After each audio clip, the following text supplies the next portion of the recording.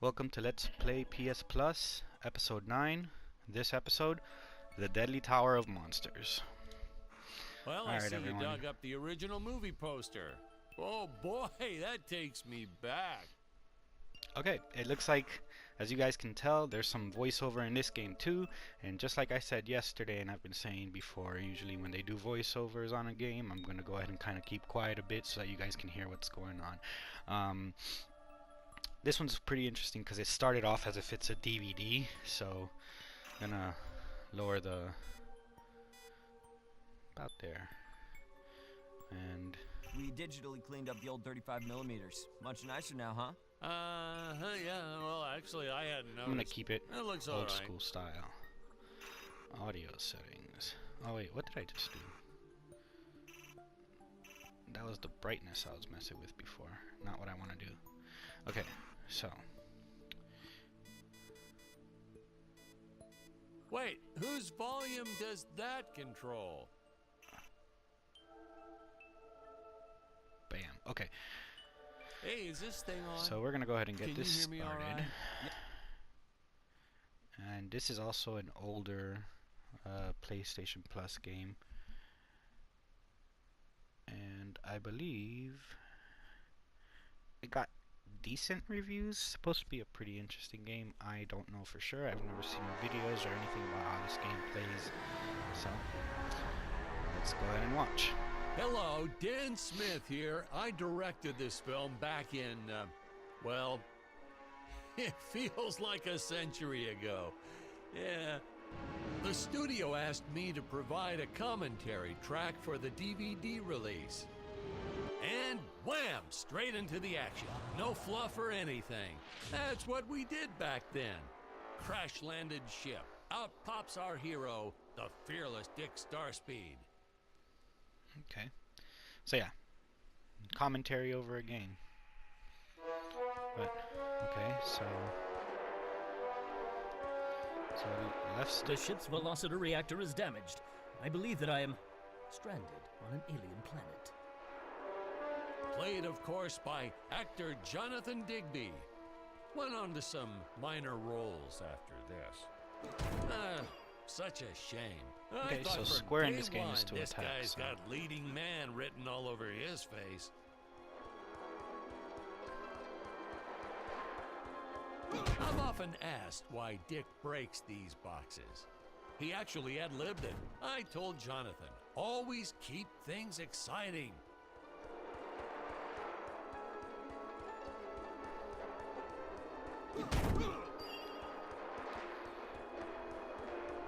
Oh,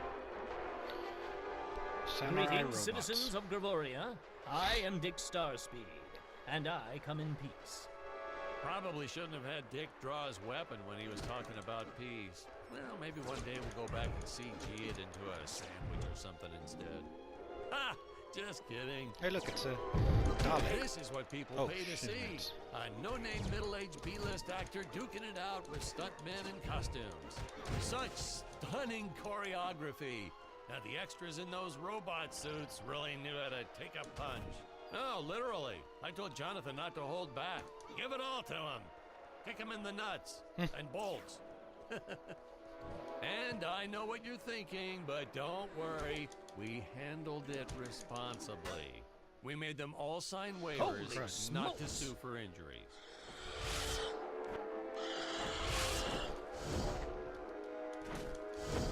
I actually don't know what I'm supposed to be doing here. If I land squarely on that grain silo, I should survive this fall unscathed. Well, I shouldn't say this now, but you could actually see the strings if you squinted hard enough. A screenwriting trick from back in the old days. You put a grain silo or some haystacks down and it solves all your gravity-related problems. It appears some of my equipment was lost when my ship was shot down. But what luck! This high-tech scanner reports that my ray gun is nearby.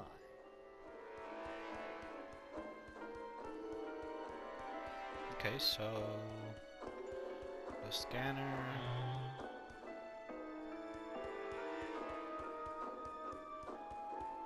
Says the ray gun is Ah, nearby. the dinosaurs. You just don't see quality stop motion like this anymore, do you? Dinosaurs. Someone actually sat there and moved them, frame by frame. Today, it'd be done with computers, but where's the artistry in that?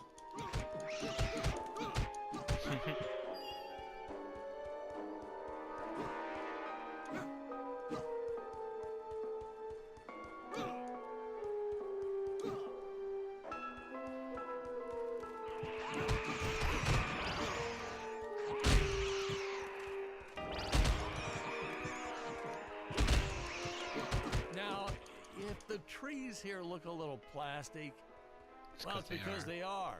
I took them from the set of my last film, Vampire Island 2. We got our fair share of nasty letters from scientists complaining about our portrayal of the dinosaurs. Was news to me. Apparently, these stegosauruses weren't meat eaters. Must have preferred shellfish or something. Blah, how do they know? That's what I say. Oh crap.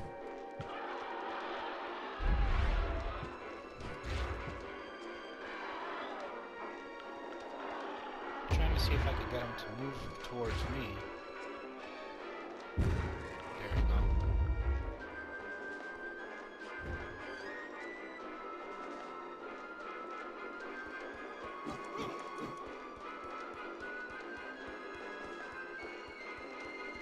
I don't really know if that thing wakes up again, but let's not waste any time trying to figure it out. White apes. As usual, the local population is defenseless. That's where our hero steps in and saves the day. Silver cob.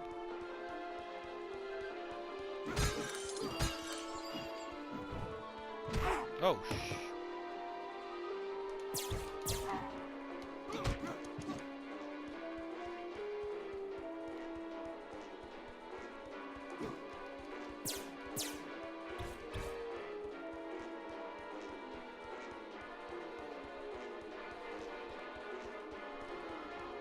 Oh.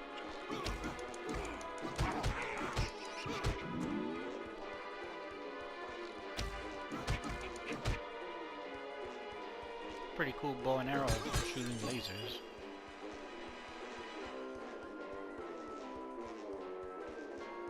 I think it's pretty weird how he holds his stick too.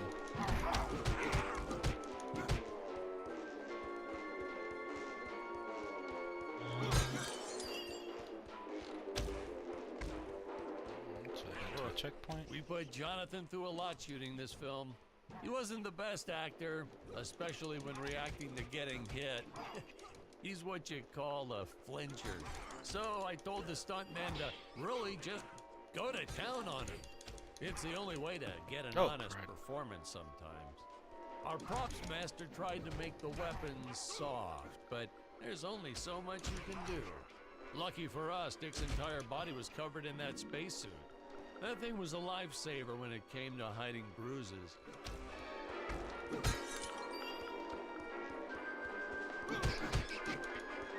Nice. How curious. They dissolved into what appears to be gold. I love gold. You'll notice the gold disappears when Dick touches it. We had a deleted scene that explained he's actually teleporting it back to his ship. It's funny, no one ever questioned how Dick was able to walk around with an infinite amount of gold on him. Infinite amount.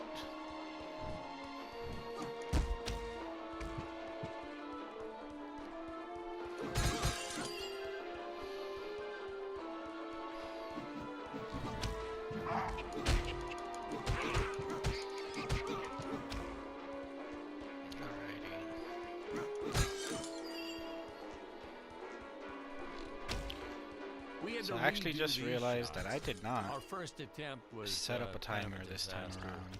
We So tried using real apes. Thought it'd cut down on the costume budget a bit. But have you ever play a little tried longer, working with and then apes? just They cut are it down. the worst actors ever. They don't sit still for a moment. And the second you take your eyes off of them, they're flinging their feces all over the place. Okay, so I Jonathan can't go that way. refused to work with him after he got, well, let's just say that he had to take more than a couple of showers one day. You know, you never forget the smell of monkey poo. We steam cleaned the studio top to bottom. Still never got rid of it entirely. All through the rest of the shot, we kept finding those little surprises hiding inside various props. Boy, were those the days.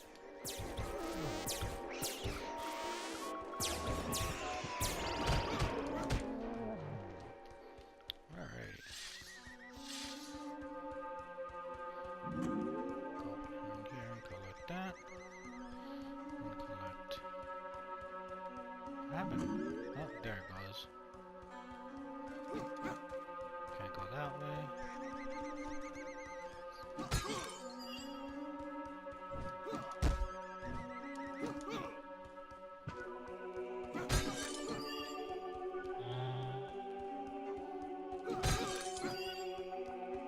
Okay.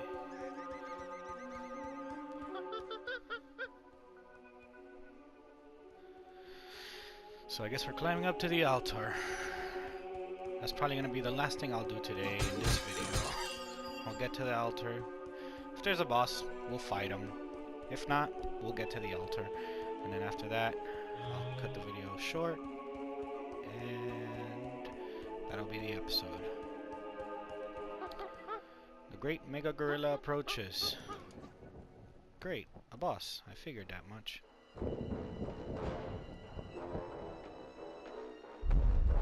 Some really top-notch stop-motion effects, huh? Unfortunately, you can see the stick on the Dick Starspeed puppet a little. The Earthman is not for you to eat, fiend. Well, this was groundbreaking. We had the woman rescuing the man for once. We were really ahead of our time with this scene, but well, then again, I've always been rather progressive. The studio execs didn't seem to get why it was such a big deal, though. Sorry, we don't see this as anything unusual. Ha! Of course! It's unusual! A woman would never save the man. It just doesn't happen. Not in the movies, not in real life. Okay. I don't know why we didn't get more recognition for this scene. That guy didn't get in. I guess I was just He didn't make it in a time. little too ahead of my time.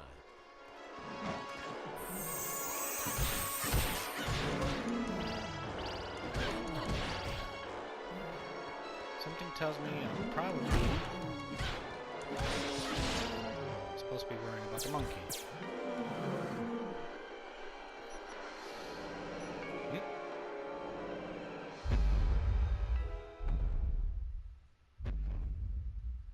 Thank you for saving me, strange woman.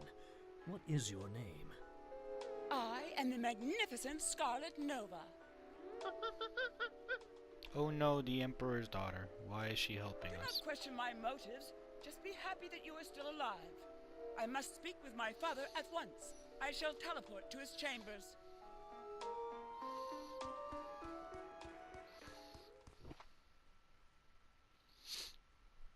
Yeah, So we'll be seeing our first exam. so this is where I'm gonna call it quits.